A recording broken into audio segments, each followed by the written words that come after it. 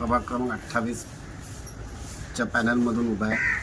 माझ्या प्रभागातील माझे सहकारी उमेदवार दीपक नामदेव जाधव हे 28 अ मधून उभे आहेत। दर्शना चरणदास म्हात्रे हे 28 ब मधून उभे आहेत। साक्षी रमाकांत मोरे हे 28 क मधून उभे आहेत आणि 28 ड मधून मी स्वतः शिवसेना भाजप महायुतीचा उमेदवार म्हणून समोर आहे। सर, आपण विद्यमान मागच्या काळामध्ये आपण उपमहापौर देखील होता।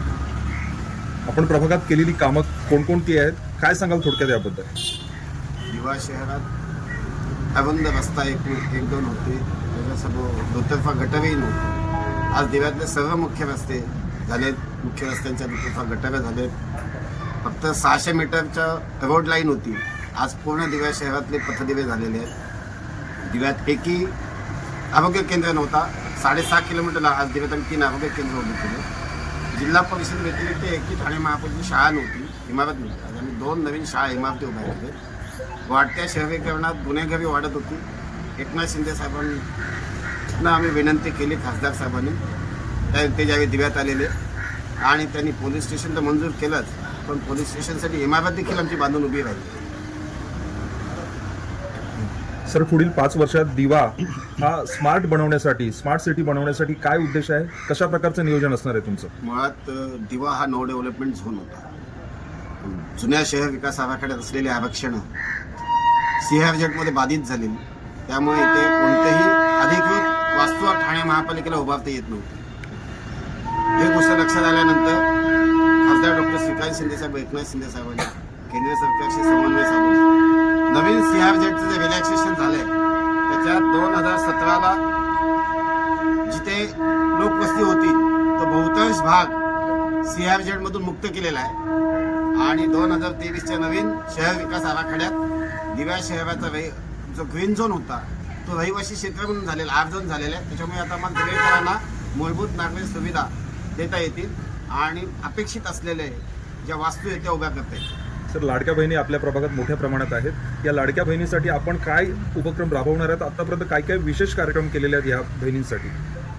आमच्या महिला नगरसेविका साक्षी मळवी आणि शिवसेनेचे सगळेच पदाधिकारी आम्ही महिला बाल कल्याण योजनेच्या माध्यमातून महिलांना सक्षमीकरण करणं, विधवा परित्यक्त महिलांना सहाय्य करणं, तसंच दिव्यांगांना सहाय्य करणं, मुलांना शिष्यवृत्ती देण्याचं काम महापालिकेच्या माध्यमातून आम्ही करतोच। 2024 साली 2700 महिला भगिनींना आम्ही घरघंटी आणि शिलाई मशीन एकावेळी देण्यात यशस्वी झालो।